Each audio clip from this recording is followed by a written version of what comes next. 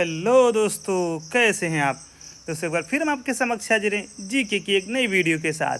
दोस्तों आज के इस वीडियो में हम जानेंगे एनसीईआरटी साइंस बुक के एक बहुत ही महत्वपूर्ण चैप्टर नाभिकीय भौतिकी के बारे में। तो देर किस बात की, आइए बढ़ते हैं अपने पहले प्रश्न की ओर। दोस्तों हमारा पहला प्रश्न है, निम्नलिखित में से कौन सा कथन सही नहीं है। इसका सही जवाब हो जाएगा ऑप्शन बी, किसी परमाणु के नाभिक का टूटना संलयन कहलाता है। ये असत्य कथन है।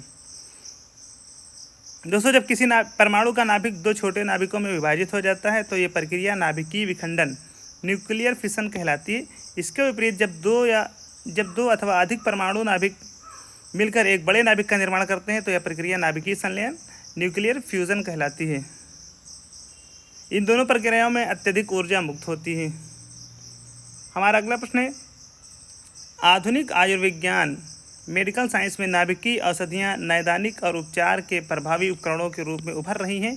ये वास्तव में हैं। सही जवाब होगा ऑप्शन सी, रेडियो आइसोटोप्स हैं ये। दोस्तों निदान तथा उपचार के लिए प्रयोग की जाने वाली नाभिकीय औषधियाँ वास्तव में विभिन्न तत्वों के रेडियो सक्रिय समस्थानिक हैं। इनके प्रयोग से मानव शरीर में ट्यूमर का पता लगाया जाता है। कैंसर से ग्रस्त कोशिकाओं तथा मस्तिष्क के ट्यूमर को नष्ट किया जाता है।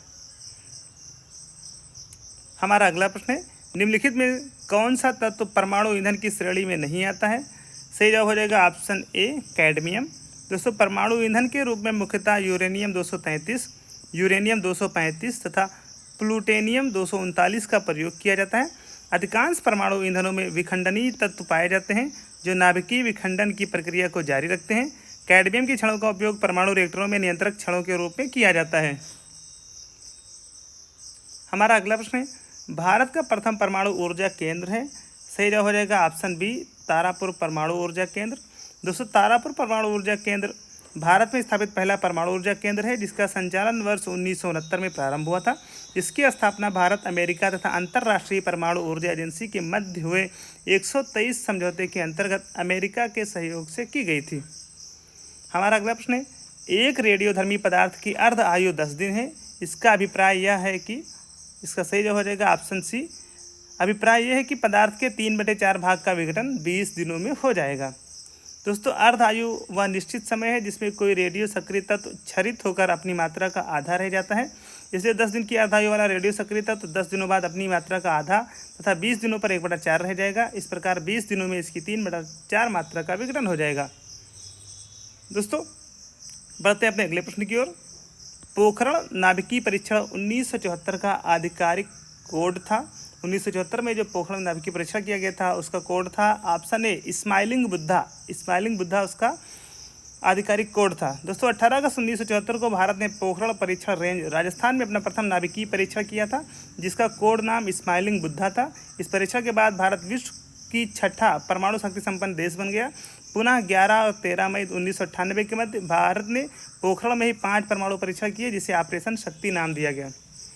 दोस्तों वीडियो को लाइक करें, शेयर करें और अगर आप चैनल पर नए हैं तो चैनल को सब्सक्राइब करना बिल्कुल भी न भूलें। दोस्तों बढ़ते हैं अपने अगले प्रश्न की ओर। हमारा प्रश्न है, भारत में प्रचुर मात्रा में उपलब्ध महत्वपूर्ण नाभिकीय ईंधन है। सही जवाब हो जाएगा ऑप्शन बी, थोरियम। दोस्तों भारत में थोरियम के भंडार प्रचुर मात्रा में लगभग 4.5 से 5 लाख टन है। 4.5 से 5 लाख टन है। थोरियम मुख्यतः मोनाजाइट नामक खनिज से प्राप्त किया जाता है जिसके भंडार केरल तथा पूर्वी तटीय क्षेत्रों तमिलनाडु, आंध्र प्रदेश, ओडिशा तथा पश्चिम बंगाल में स्थित हैं। बढ़ते हैं अगले प्रश्न की ओर।